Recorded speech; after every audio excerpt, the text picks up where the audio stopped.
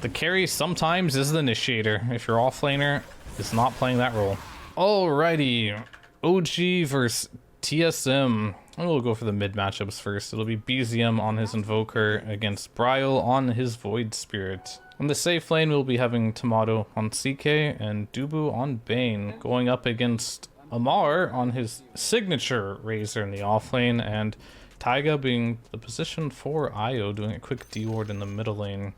Then on the safe lane for OG, we have Seb on his POS 5 Shadow Shaman, and Yuragi on the Monkey King, going against Saberlight's Underlord and Moon Meander on the Mirana. Bottom lane is most interesting to me to see if Saberlight can find a game, and it really be up to like Moon to make it happen by having good harass, getting some range creeps. Yuragi's gonna pull the wave up, so the reason he does this is so that it doesn't go into the tower, and then Saberlight then holds it here. Now he can pull it into the tower if he wants to, but he'll most likely just hold it around here. At least one of the creeps, right? He wants to keep his lane equilibrium right around here. That way Underlord does not have a good time in this lane. So far, this is going great for OG. The lane is exactly where they want it. Saberlight is not having the best time here. Pretty much all the CS, I think all 2 CS now are on the Mirana and Underlord. He's got a couple from dragging that wave over there. Might get a little hard once Monkey King gets around level 3 or 4. That's when the lane might get difficult, but until then, he should have a decent time in this lane. In this top lane here, not exactly sure how this lane goes, but the one plus thing CK does have going for him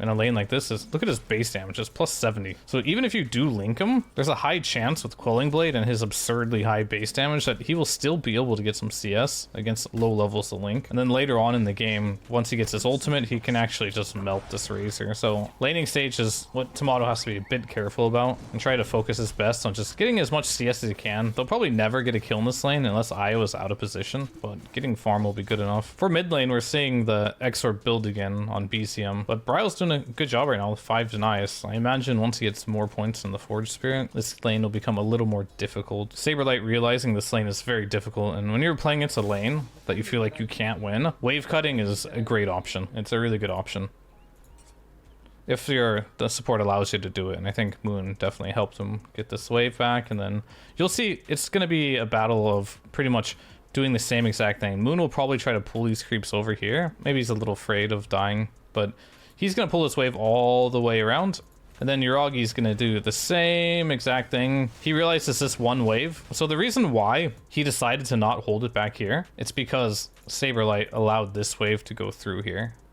So he doesn't want to get in a situation where he's holding the wave back here and these creeps go into his tower, right? So he wants to make sure his wave is all the way over here. And he'll probably just want to hold it right here now and deny this wave. And it's going to be a wash now. Saberlight will deny probably all these creeps. He pulled it a little close to the tower, actually, which isn't the greatest. But with a little bit of wave manipulation, looks like he'll still be able to deny all the creeps here. Oh, not that one. Same goes here for Yagi. He'll deny all these creeps. So Monkey King level 3 now. He has the Orb of Venom online. Is he going to stun it? Oh, he's mad. He thought about it. This wave will go into the tower, then push all the way back here. Not too much going on here. Saberlight's just trying to get the best game he can for himself, realizing he cannot pressure. So as I expected, like, BZM is going for this like Exort build, so getting more points in the Exort. And the 4-minute water rune, Seb is going to be there, but he might be in a little bit of trouble. Arrow's no mana for Arrow, actually. He has it now, and they will get it off, but Tomato has already drawn first blood. Bryle will get a kill here, but maybe BZM can get a return kill maybe. There are some charges available. There's a Sunstrike. Will he pop it? No, there's an evade. Looks like they're going for one more. Can Bryle get this water rune? Oh, he denies it. There's an urn actually on Moon Meander. And Taiga's just gonna come back. So this top lane not going well at all. They managed to catch the IO out. Tomato got the first blood. He's got 22 CS to the 16 of Razor. Tomato's super happy here. All he wants to do is like get level 6 as soon as possible. That way he can go jungle. And even if he doesn't want to jungle, there's a chance they can actually kill the Razor if they go before the static link is put onto the CK. But yeah, I think this lane should just get harder and harder for Bryle, but it's okay. He's a Void Spirit. He just wants to get his levels, get the rune, and then maybe just leave the lane. And unlike some of the other OG games I think it was OG versus EG, there's not that many stuns on OG to set up these Sunstrikes in the other lanes. So he's just gonna have to just do them freestyle, I guess. Hit him without many stuns. They have a Boundless Strike, which is pretty low duration if he decides to even level it up. Most Monkey Kings will decide to max Primal Spring as the carry. That way you can farm the map a lot faster. Just spring from camp to camp to camp and just get your farm up, because he is a carry after all. He needs to be able to farm fast. Saberlight still wave dragging, but he's having a rough game here. He's resorting to just dragon creeps, but Uragi is all over him for this, so every time he does this, he's gonna lose a big chunk of his health. I doubt he chases here and he goes back and gets this wave. Now 6-minute rune. Who got it? Bri ended up getting the rune. Did both supports rotate for this? TSM is really good about doing this as a team. Just checking the runes, right? They want to make sure this Void Spirit gets the rune and can make a play on the map. And if he gets a good rune, he can go gank the Razor. Maybe not gank the Monkey King just because of how far ahead he is. But there it is. Haste secured. He even uses a Astral Step to secure it. Now he has options on the map. Now all of a sudden, Amar cannot dive top lane if he wanted to, because he knows Bri will TP and kill him. Same goes for the Monkey King. So even if he doesn't actually use the rune, he has the threat of having the rune, which means the side lanes will have to play a bit more passive for the next 2 minutes until it pops. Or like 2.5 minutes. But here it is. Bryle's gonna pop the haste rune and go for that play that we talked about, but they don't seem like they know. Oh, Bryle's respecting it. It seems they do know. BZM called that he is out. There's a Sunstrike going to the bottom lane. Didn't even really need to use Boundless with it, and Saberlight continues to have a very difficult game here. And we can go back and watch that if you guys want. Saberlight is just having a horrible lane. And this is like part of like playing versus Monkey Carry, so he's gonna jump in. 1 point on Boundless. He's got the Orb of Venom. And then there goes the Sunstrike. Easy peasy. Alright, Moon Meander's camping up here in the mid lane. He's basically just like gonna farm around here and look for opportunities to pressure. Because he realizes right now that he can't pressure bottom lane. At this point in the game, and how bottom lane has went, there's absolutely nothing that Moon Meander will be able to do bottom lane against this Monkey King, and plus the Shadow Shaman. So he's hoping that he can pressure the Invoker, maybe get a couple kills with Bryle, but unfortunately has not found that opening quite yet. It looks like Amar is charging in. It's a big stack, but Io is in a bit of trouble here, and Bryle's going to come in and clean up. Maybe not necessary, but it's totally fine because Moon is here to just collect the EXP in the mid lane. Now, 8-minute rune is coming up. Both teams are definitely in a position to want to get this rune. So I've noticed that TSM cares a lot more about these runes than OG, and we'll see what Taiga does. I think he will most likely TP mid and try to just help with this rune fight right now, because if you make sure this Void Spirit can't make these rotations, it's gonna make him pretty sad, and eventually we're gonna have a Midas up, and if Void Spirit does not get rotations off on the map and he's playing as a Midas, you know, Invoker, he's gonna get really far behind in farm in this game. So that's like a valid strategy for OG to go for here. It's really just try to shut down these runes from Bryle, even though BZM doesn't need the rune at all. They're gonna 50-50 it. Oh, and he tethers to the Forge Spirit. Another Sunstrike is out. A big win for OG there. And Saberlight has relegated himself to the jungle. He is level 6 now. He cannot lane against Uragi now. Against this Monkey King. He's far too ahead. Alright, Seb is walking bottom. He got the rune with invisibility. If he catches Saberlight here with any stun, he will die. You think he's dead now. Sunstrike coming, most likely. And then there's going to be a Boundless, and he's dead. Even forced Moon Meander to go down there. Duba did a great smoke coming in here, bringing Bryle. As we mentioned, Bryle needs to get out of the lane. He did not get the kill he wanted, but it is something. You know? At least it's something, and Bryle is getting the kills. So they strike back just a little bit, but at the end of the day, for OG, they got what they wanted, right? They didn't expend very much for that kill. Now Saberlight is going to come to the top lane. The most important thing to note about this rotation is Uragi made a great rotation out of the bottom lane here. And right up and just making Saberlight's life miserable here. But Tomato is here. Razor's actually kind of low, and Bryle has a TP. There is no stun on Uragi here. And Bryle has actually canceled his TP, so that'll be the end of that chase. So the really important thing to note about why this play is good is from the perspective of Uragi, right? They get this kill, he's dead. Moran had TP'd bottom. His team decides that they want to push top. So you have a couple choices, right? So he sees everyone from TSM is now bottom lane. He could sit in the trees and chill, or he can hop around over here and do these neutrals, but that's a pretty low impact play. It's like a super, super low impact play. So what he could do instead is now rotate to this top lane and help Amar get this tower, right? And that's exactly what he does. Instead of just sitting here and just like jerking it off, he's going to help his team with this play. There's a Sunstrike available too, and Seb is dead. He's deciding where he wants to go. Looks like he's just going to take mid, and they end up getting a kill up here. Unfortunate Razor died. They didn't probably expect Tomato to still linger, but great play from Yagi to get active in the game and not just sitting bottom lane and doing nothing. Yagi is now just going to step here and farm. In the bottom lane, Seb walks down there, but it looks like they won't be able to catch him or on him. So currently right now, what OG is doing, that's what I call the 2-1-2 pattern, right? They're putting 2 bottom, 2 top, and they're just trying to get as much farm as possible. And that just means they have to be a little careful they get converged on. So he's going to play a little careful top, knowing that Razor TP'd bottom, and Shadow Shaman has no TP either. But the trade-off is if they apply any pressure to this top lane on TSM, that means they can farm on like any lane they choose. The Razor will be able to farm. Moon's still level 5, just really close to the Vessel, just kind of getting some EXP here. Sniping some couriers, being annoying. And Bryo goes in on the mid lane here. Oh, the arrow does hit here, actually. Jebaited into a grip. And it looks like there's going to be a relocate as well. Seb is here.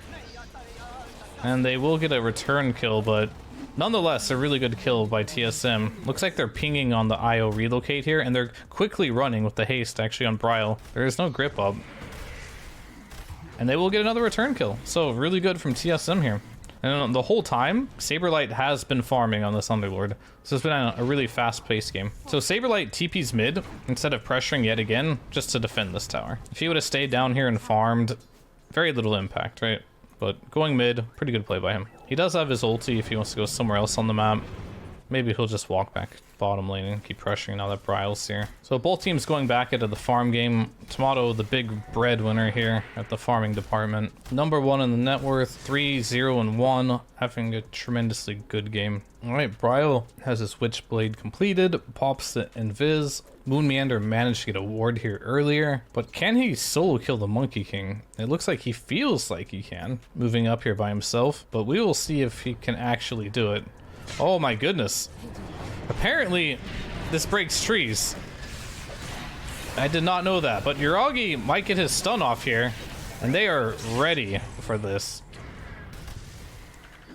But again, Tomato on point. Like, why is there like a BKB on him? Like, no one even has a BKB yet. He reload from here to save the Monkey King. He did save him, so it honestly was a good trade of the IO, but super good by TSM to realize where he TP'd from to make sure they got that kill. So Seb solo smoked here to just try and get a ward out. Like, he wasn't really trying to get the Razor in the smoke. He just happened to do it while Razor was there. He's just trying to get a deep ward. Let's see what he's thinking. Yeah, okay, so he's getting some deep vision here that they didn't see him place, which they might use later in this game to try and get a pick off. So the big difference maker in this game so far, it's been that they have the advantage of, you know, Bryo's Void Spirit being able to rotate across the map, and then Voker has no choice. Bryo yet again with another rune. TSM on top of the rune game in this game. A large part of that has to do with that Invoker just isn't even trying to check.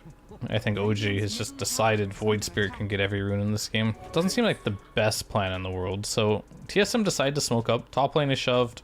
Tomato shoved bottom. Could be a good opportunity, especially because Bryo has yet again another haste rune. He will get vision. Underlord has no ulti. OG read it well. They see it coming. They might be baiting this.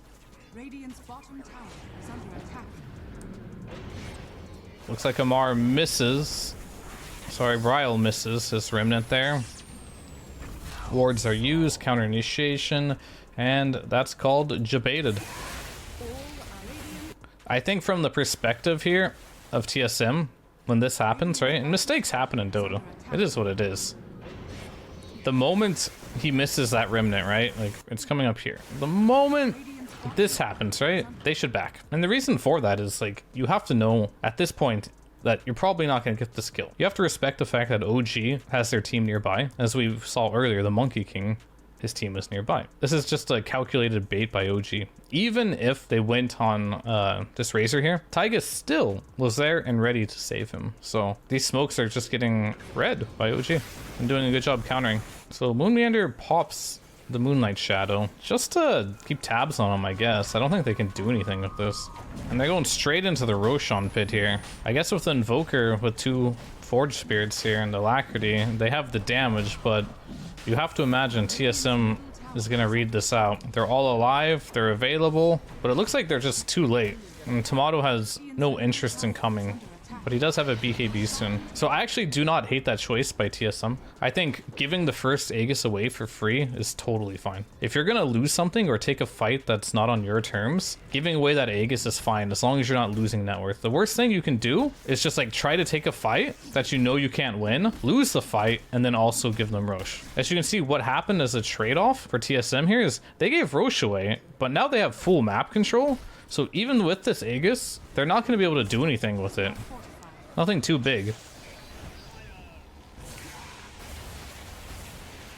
And Tomato has a BKB already. He is massive. Even into the Aegis, they're still respecting the CK. Just a note for you core players, by the way, too. If you're playing in a game that you really want to win, buying this item early is not a bad idea. I see a lot of CKs like go Silver Edge first, or they try going for an Echo Saber. This is allowing Tomato to use his net worth in a manner that will allow them to take fights, right? So what's important to note here is when you're like this far ahead on one hero, you can notice the net worth of the next 3 heroes, right? They're all OG, right? So if he continues to farm on CK, you can bet you that his team will not be able to fight back, right? If they want to get aggressive now in OG and Tomato does not participate, they will for sure lose the fight. And Tomato realizes that too.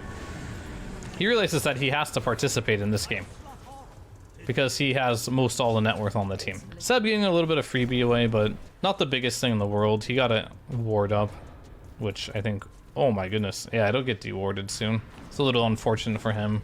They decided to just let Invoker farm. He has the Aegis. Doesn't look like he's super interested in fighting with this Aegis. They will take a fight if there's something that they can find on their terms. But BZM is here and ready. He has the Aegis, so they need to be a little careful about going on him here. Brile again with the Rune. Maybe once this game, OG will find a Rune. But that Rune was just taken away immediately with the Tornado. Because all Cyclone effects in the game do dispel runes. Oh, Seb has found Tomato here before getting his BKB off. A great sleep by Dubu there to interrupt the shackles, and he's just going to TP out. But it looks like in return, Dubu will get hit by the Boundless Strike and end up falling. Dubu just right place, right time right there. And it was no coincidence either. He positioned himself in a spot behind his like strongest hero to like bail him out in situations like that. For those that don't know, Nightmare will cancel channeling effects like shackles, so you can use it defensively on your teammate instead of offensively on the shaman, and it will still cancel the shackle. Looks like TSM is just trying to rat out this Aegis, right? And this is kind of why the first Aegis doesn't matter, right? Because if you kind of like take a look at when this happened, so the Aegis is gonna go out in 1 minute. Let's see how much of a net worth advantage that they got during this Aegis, right? So they're gonna have the Aegis soon. Just kind of like fortify my point of like why the first Aegis doesn't matter that much. 1k gold advantage for TSM, right? Then the Aegis is picked up by OG. TSM decides that they're not gonna fight into this Aegis, and they don't even try, right? They just shove out top lane, they shove out the bottom lane, and they shove mid lane. And because all these lanes are really bad for OG right now, OG no longer has a play to like make on the map. Because if you say, oh, let's just smoke right now, all TSM has to do is just chill in somewhere defensive, maybe with a ward right here, and this lane is going to push in, this lane is going to push in, and they're just going to have a very obvious smoke for one, and then they're also just going to lose net worth on the map. So a good alternative to just fighting is just split push. And then you'll see like later on, right before like the Aegis goes out, it's got like a minute left, they've gained 2k gold by giving them Aegis, simply put, and just trying not to fight them, just ratting them. But there will be a good opportunity now the Aegis is going down soon, to try and find a situation to go. Alright, so another rune going the way of Tomato here, a haste. Doesn't get the stun off. Oh, he goes in deep here, but he does have a haste. But I think Tomato is going to have to just walk this one out. Will there be a Sunstrike? Can he hit it? Oh, BKB is used, but Dubu's a bit of trouble here. Doesn't look like Uragi has a BKB, or no, he just didn't want to use it for that stun. They end up getting the Bane anyway. A little ambitious there from Tomato, kind of like killed his support there. Oh, the Fiend's Gate yet again to knock the Monkey King down into an arrow. Bryle's gonna follow up onto him. He does have a BKB. Io's there to heal him up too, and it looks like Saberlight is gonna just bite the dust again. So interesting play here by TSM. He saw the opening to Seb is probably just dead here, right? Yeah, he's just dead. He has no BKB. Oh, they're staying way too late here. Is he gonna die in Uragi? All right, we're gonna have to go back and watch that. I don't think they can get more, can they? Or can they? He has BKB available. He's gonna pop it. He doesn't have Link.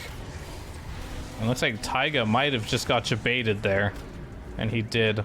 So OG falling a little bit apart there. So if you kind of like look at the situation of the game right now, you see you're being chased by OG, right? By 5 heroes. You make the call to break this tree with Underlord, which is not the wrong call by any means, but I think Dubu has to buy back for this, and you have to commit. But the problem is Tomato's not here. He has no BKB, so they're actually just lacking damage. So it's like, and he has BKB. So I think TSM just like overestimated the amount of damage they have available to them. And they also kind of like stacked stuns here pretty hard. And Bane also didn't buy back. Like if Bane bought back and maybe gripped him here or is here to help in some way, maybe they can make it happen. But I think it was just like overzealous of TSM to think they could get that kill while I was still behind him. So a bit of a mistake overestimating their damage there. BZM TP's out. BZM's gone, right? He is no longer part of this fight. Your Shadow Shaman just got jumped, okay? You have no BKB or stun on Monkey King right now. You try to help save your buddy Syndrome, and in return, you die. So Uragi should have just left Seb for dead here. And then now they're in a situation where they're still chasing. OG doesn't know exactly what they want to do here. They're just kind of reading it and playing the field. Omar presses BKB, runs in, but what we don't realize here is he doesn't have Link, right? He has a little bit of damage still, but no Link. So Taiga tries to help him out instead of being on the same page and being like, hey, we need to get out, guys. Now Taiga is dead too, right? So from OG's end there, like the communication there could have been a lot better of like how they wanted to take this fight.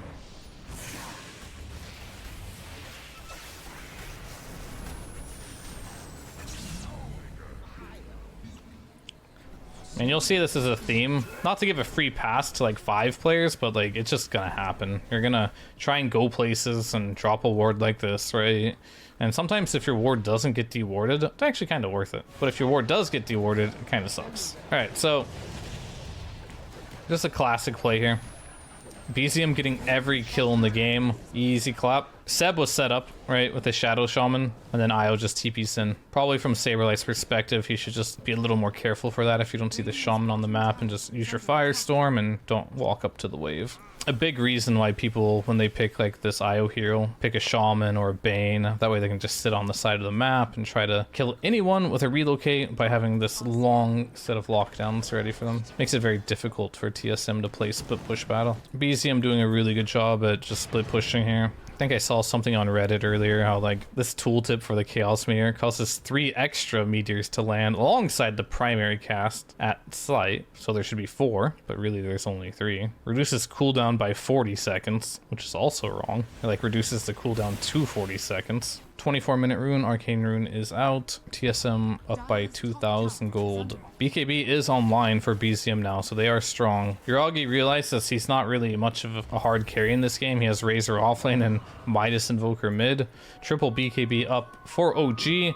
Both teams mirroring each other. The scan goes off from OG, sorry, to see that TSM is there. Bryle is going close to that Aghanims. He's not far away. Dubu with pretty much nothing. Saberlight going into a Vanguard, but it looks like they're going to jump in with their BKB straight away. And it looks like Dubu will go down.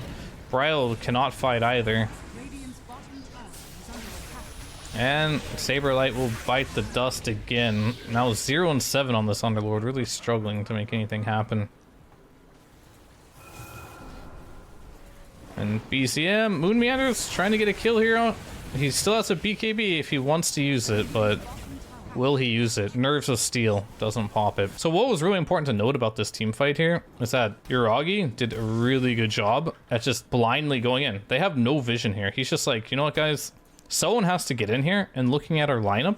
And as a carry player, sometimes you just have to do stuff like this, right? Sometimes you have to know when you are actually the carry and when you're not the carry. So in this game, even though he is the carry, quote unquote, like he's playing safe lane, he's not really the carry. He's got Razor offlane, who's just building carry items. He has a Quaswex Invoker with a Midas. He doesn't need this hard farm and carry this game. What he does need to do is that Razor doesn't want to run in first, get chain stun and die. Invoker doesn't run in first. He's just going to jump in there and give vision for his team. And this is what causes him to win this fight. He just jumps in immediately with his BKB and his stun and straight up just wins his team, the team fight, just by making that boss play.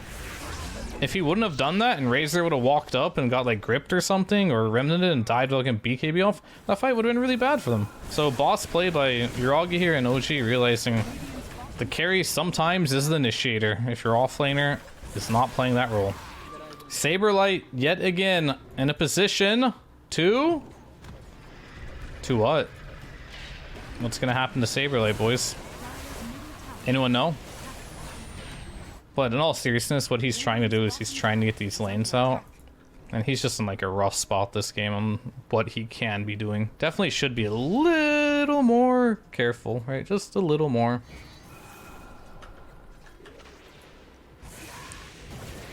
So Dubu has found himself in a pickle here. Not able to get any of his spells off. Looks like Io will get blown up immediately. Tomato's illusions will be going down as well, but it looks like Dubu is going to buy back along with the Underlord. There's no BKB on BCM, and they will finally get the pesky Invoker there. But Tomato's in a little bit of trouble here, and it looks like he will go down, getting chased down by the Razor with 174 damage. Gotta be careful for him. Io is back to allow him to continue moving forward, but Bryo's there with the Assimilate to kill him. And they're just fighting on top of this Firestorm here right now without caring at all. Dire's middle tower is under And that will be it. So like a lot of patience there. So very interesting to see how this fight broke down. So the first thing that won them this fight, quite simply, is just going to be buybacks, right? So BZM finds Dubu here, and he realizes if he gets a cold snap off on Dubu, he can't grip him because he has Forge Spirits here, right? So he's fearless, goes in, immediately kills Dubu. Debatably, Taiga was kind of like in a bad spot here. He should probably realize that this might be warded. It generally is warded. But they use 2 buybacks here. And now this is the point again, when you see 2 buybacks like this, you need to get out. You won this fight, simply put, on OG. You won the fight. It's over. They should try to like reset and reinitiate. Unless you're super far ahead and you can fight without your BKBs, generally not a good idea to continue. And you'll see BZM tries to get out here, right? But Bryo's really good about getting a pick here. And so they try to fight. And it might seem like it's a good thing that Amar is killing Tomato here. And honestly, it is. If BZM kills Tomato here by himself and everyone else goes backwards, this is like a big win for OG. It's honestly a big one. But the problem happens is that they think they can help Omar, right? Kill Tomato. And they don't. Realistically, they don't really help him. He got the kill all by himself, and he was most likely was going to die for that kill. Most likely. And that would have been okay. It just would have been him getting a solo kill. But they continue to chase. Underlord is up. They kill the Underlord. They try to go to the high ground. And now they're in like a world of hurt, right?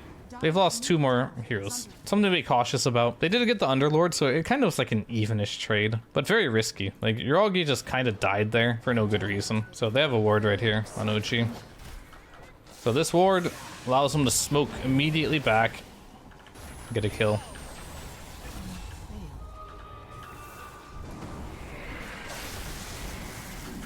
And again, Tomato finds the IO. No buyback this time. Tomato has been drained. They need to be careful for these illusions. They do hurt. It's like the meatball will take him out. So, really good trade for OG there.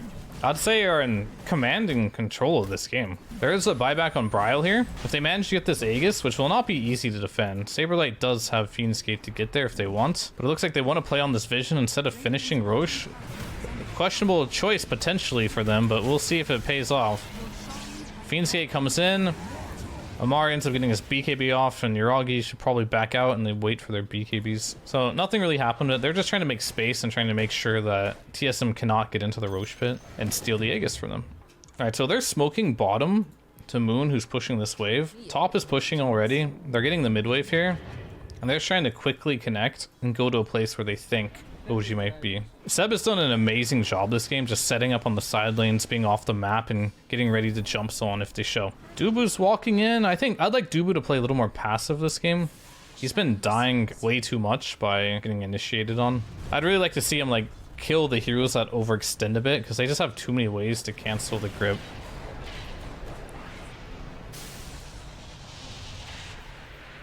Alright, so here's something interesting. OG is set up down here. Moon is down here. They try to go on the Razor.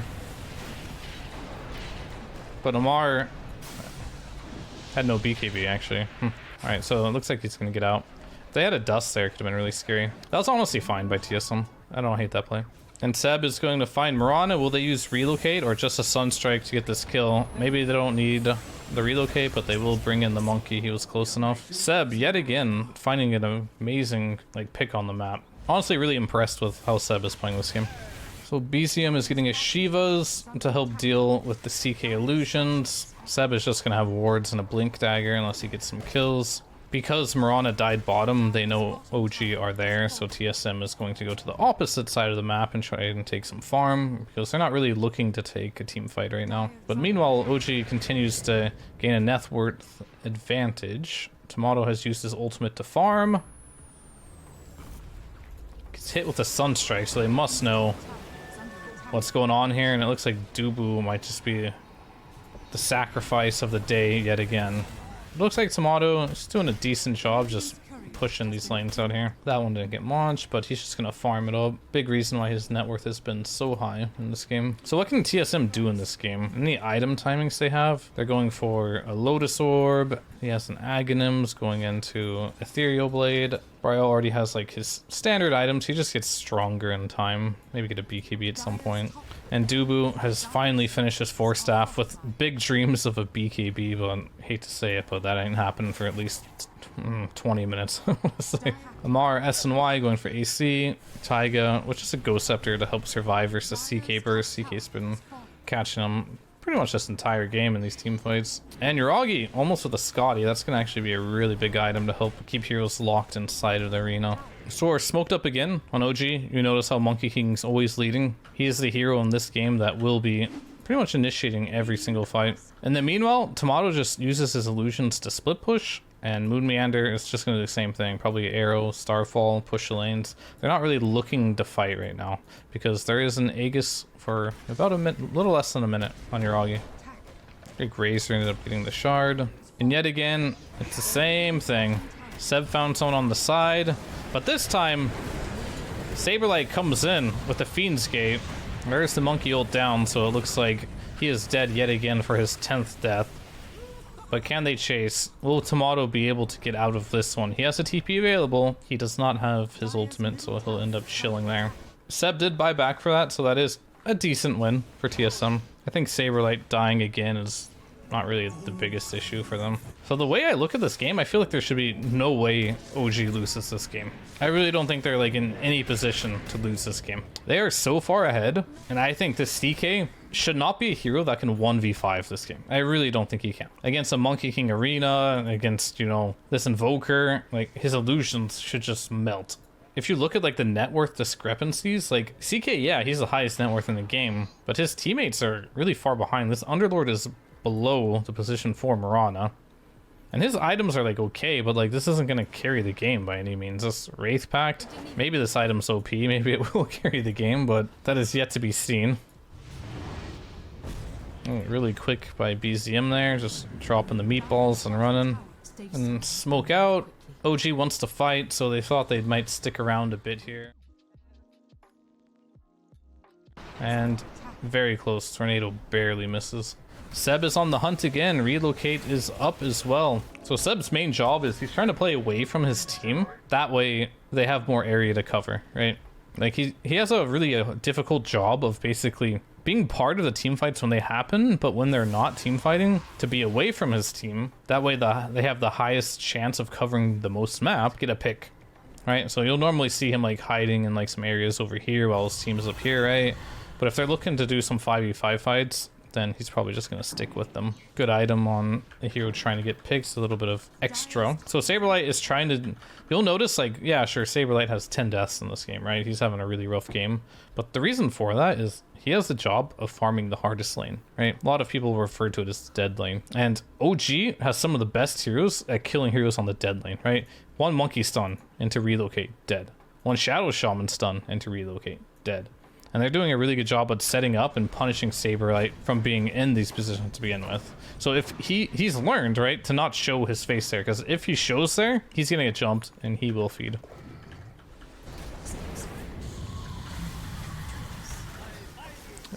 So how is Io getting initiated on?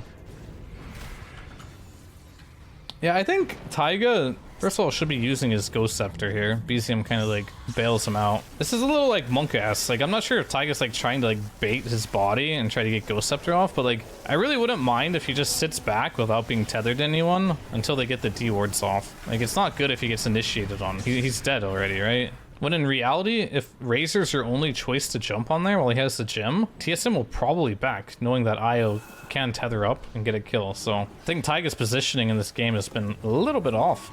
As usual, BZM doing a good job getting these side lanes out, applying some rat pressure. For those who don't know, Bryle right here, he's just locking his energy booster while having the Aeon Disc parts together. That way he doesn't accidentally proc it. He gets to choose, you have to click it, unlock it, there will be an option if you're in game, as he gets initiated on. So what happens here? How does he get you baited? Oh, it's just Dubu Force Staff, right? Yuragi wants to get his ultimate off, but Dubu's there with the Force Staff. You have to kind of imagine that Dubu will be there. He's had this Force Staff for a while now. Stuff like that kind of gives an opening, as you'll see TSM. They'll know Monkey has no ultimate right now. They're deciding with no Monkey ult, especially Tomato. They're like, hey guys, there's no Monkey ult here, let's go. And again, Taiga's leading the way, leading the charge. I'm not sure what his plans are here, but like, these deaths are really hurting them. And Roshan is up as well. It might have to force him to buy back. Really good by Bryo there to initiate and make BZM pop his BKB. Another opening has been created. So Amar is here, as you can see, immediately D-wards as soon as they put a ward up. And when that happens, you feel a little scared. And this looks a little desperate from TSM, or it's like some calculated risk that they're taking. And Amar goes in first, gets silenced. Taiga is there to heal him this time, but it looks like Seb will get immediately slapped down. Amar is now half HP. Gets the link off on Tomato, but they have a Force Staff available. Can't Force Staff him because he is BKB'd. And Amar is dead. BZM is in, and it looks like they're just getting hammered in this team fight. What were these initiations? And it looks like Yuragi will be able to get out. He has to level 20 towns, which means he can pierce spell immunity. But the recipe for success they have been doing, they have not been following, right? They're winning every fight. They're definitely stronger. They're 7k gold up. This is like probably the defining moment of this game for TSM if they have a chance to win this. They want to defend this Roche pit, but who's going to lead? Razor decides he wants to lead. But Razor doesn't give the respect to press BKB here. Monkey King is also not here at the same time that Razor is going in. And BZM is also not here. So I've talked about it before. I'll talk about it again and again. Most of the time when you lose games, this is what happens. You take a team fight where you're not on the same page. So let's talk about what they should have done here on OG, right? This is like the definitive play of the game. First of all, they need to make sure Invoker's here. They see it. Roche is half HP. They've got plenty of time. So Razor, if he wants to go in, Monkey should be leaping here right now to also go in. And then Invoker, I guess, he's close enough of Blink Dagger to make this happen. And Amar also needs to press his BKB if he wants to just lead like this, and they should go for a kill. But because he doesn't press BKB here, he gets stunned once. Yuragi's in, but Razor's not linked to anyone. Seb tries going in. Not sure what Seb was jumping on here. Oh, he tried getting Bryle, but instead Bryle got him. Now Razor has like 30% health to start this fight on. BZM is in, Yuragi's in as well, but now you got a problem, right? The Razor's too low to continue to fight like this. Tomato still has ultimate, and there's 5 heroes alive here. So now they're gonna chase in. Grip is used. He does cancel it, which is great, but gave time for Tomato to get his ultimate off. Io dies chasing. And that's it. And that's going to be Roshan. So from 7k to 2k lead to 4k advantage now for TSM. What did this bad boy have on him for that to be such a big jump? Oh, it has an Aghanims. I see. Rest in peace. 11k network swing right there from one team fight. That's late game for you. He's got BKB. Radiant's top tower is under attack. He'll use it. Forcing out one BKB. And Taiga. Hello? Looks like they're on different page. Taiga's ready to fight here. He's ready to go. That's Aegis cheese, my friend. You got 2 heroes dead. Taiga not having the best game of his life here, that's for sure. Just like that, that's a 14k gold swing in a matter of minutes. Radiant's middle tower has fallen. Another BKB expended. They're all 6 seconds at this point, but for every BKB that is used in a situation like that, it does create a small window for TSM to fight, and it's like pretty much zero commitment from Bryle to make these jumps and force these BKBs. Bryle is playing really well, getting initiations in this game. Tomato goes Arcane Blink for like the instant stun CK bolt and lower cooldown on the Phantasm. Oh, never mind, it doesn't even... Sorry, I got my Arcane Blinks messed up. This one reduces mana cost and increases debuff duration. So his stun can stun for 20% longer, and it comes out a lot faster, and it costs less mana. I've never seen this before. It's interesting. Maybe it'll win the game. Maybe it's an irrelevant item because they're so far ahead. Both teams posturing on their half of the map. Saberlight, little close. Bryle, I think, should wait for his Aeon Disc here. Oh, it looks like they're going to pop the ulti on CK here, but Monkey Ult will get off at the same time. The Aeon Disc is on cooldown for Bryle, but he barely... Nope, he gets... BZM got him just at the end there. This is very close. A little impatient from Bryle. I think he should have waited for his Aeon Disc. That was like, 15, 20 seconds away to make that initiation. Now he's dead for 2 minutes in this game. Mirana is jacked this game. Also going for bots number 2. Setting up on the side lane, there's 0% chance that she can kill this Invoker. But the bots too, they talked about it. They also talked about the Fiend's Gate. Oh no. It's the counter to the Fiend's Gate. The IO. Just kidding. There's not enough heroes there. Amar's gonna try to desperately get out, but he's been bashed by the Underlord. Normal right click. Now Monkey King is gonna come in. It's his turn to fight this game. He does have his BKB available. He got stunned! And he's gonna pop his ulti, and they might be able to get Saberlight, but it looks like that'll be just about it. But can they even get him? Their Force Staff was used as well. And Seb is caught here. Looks like the arrow will miss by a little bit, and they're just gonna let Seb die here. So this is I underestimated the power of the bots too here. But these relocates still in this position, right? So he goes bottom. He's baiting. He's baiting for his bots to play. If this arrow hits, they actually do kill him, I think, right away. But they see him, right? They TP in. He BKBs immediately. When do we see the Fiend's Gate? All right, so the Fiend's Gate happens at the exact same time as the relocate. So this is a little unfortunate.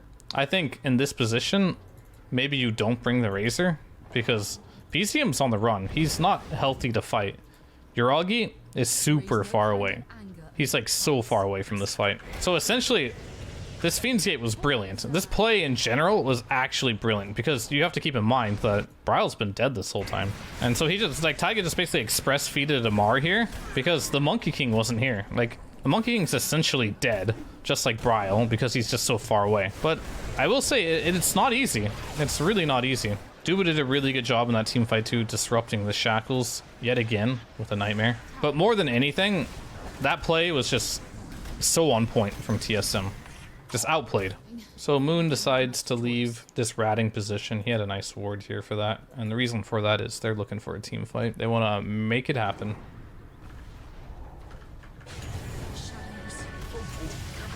And again, I mean, I feel like this is like happening a lot, right? In this game over and over and over again. I just see Taiga dying first. Like when they were winning this game, they were winning it because Uragi was going in first on his Monkey King. Initiating every fight, giving vision for his 2 backline heroes to get into the fight. And that's all he really needed to do. Jump in, stun someone, drop your ulti. That's it. But the fights where they get vision on Taiga, because he's linked and like running in front of his teammates, trying to drop a sentry like this, mistake by OG. This is definitely a mistake by OG. Also really good by TSM to like not allow him to walk up and D-ward. Like it's the most frustrating thing when you're in these games and your team is not ready. Like Bryo and Tomato are on point right now in this game. Jumping immediately on their vision to get a kill. Super important if you're a core player to like protect your wards at like a delicate stage of this game. Super important. But Taiga has to know for sure that this might happen, right? These are two professional teams. Causes both supports to die, and yet again, the net worth advantage continues to grow for TSM, and it's going to grow even more with another Ags, another Cheese, another Aegis, and now a Refresher Shard, which I have no idea who's going to take the Refresher Shard in this game.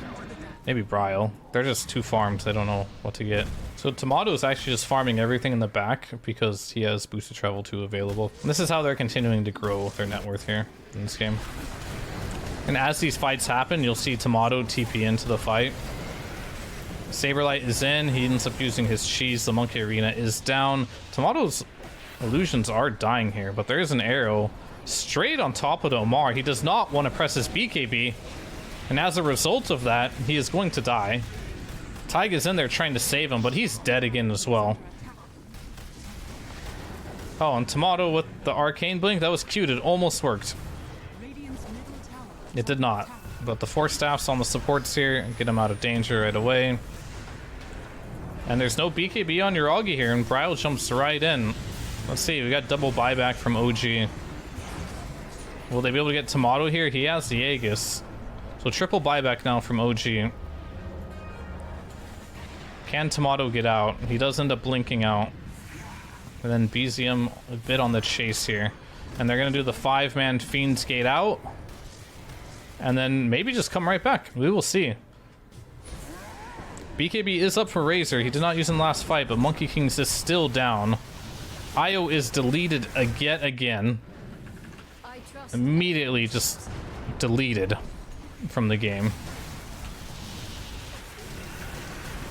With no buyback. Monkey King's BKB is up in 1 second. It does go up. Bryo's gonna try and get out.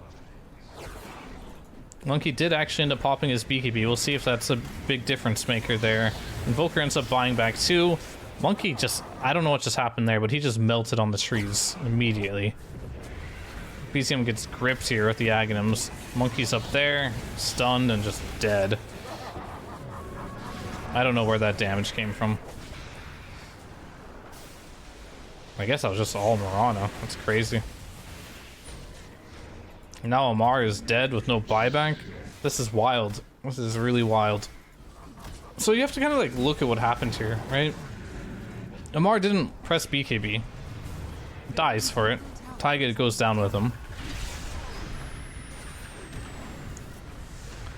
They're trying to hold the best they can. So they buy back the IO. He ends up pressing Refresh Orb and getting the Aegis. So they're essentially all using their buybacks to kill the CK twice, which means that they have to not allow the CK to get out of here, right? He has to not be able to get this blink off. And considering the positioning that he died, let's take a look which direction he's facing. Let's see if Tomato did a good job facing the right way when he died. Let's see like the fine details. So you see how he turned his hero? Like, if you're ever gonna die in a position with Aegis, or if you're playing Puck, whatever, you can instant blink out of most situations if you blink directly the way your hero was facing before they died or phase shifted, right? So he turned knowing that he wanted to go back here. If he was turned this way, his hero would have to turn around then blink, but if he's facing this way exactly, he can blink immediately. But there are spells that won't allow it, so like maybe if Omar finished this plasma field and timed it perfectly, or if he dropped an ice wall, this wouldn't have happened.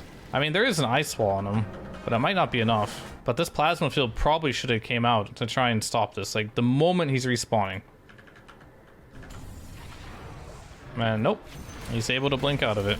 And now at this point, you have to really evaluate, right? You have to evaluate, is it worth chasing right now? Monkey King? No BKB. Invoker, no BKB. Razor does have BKB. The refreshers are on cooldown. What else is there, right? Sure, CK just uses BKB, but what's more important than anything is buyback statuses. They can't know that so Tomato has no buyback right now. They have to assume that the CK number one net worth probably has buyback. Everyone pretty much has buyback. They have no idea of knowing that they don't have gold for this. So they just use 3 buybacks, no BKBs. And their choice here is to chase, right? And Brio makes a boss play here by just jumping in like this, to be totally honest with you. But still. All right, so it doesn't work out. You miss a kill. Your IO dies. What do you do next? Do you want to keep chasing? I mean, you could. Monkeying is low, no BKB. He got stunned. You killed your Underlord, right?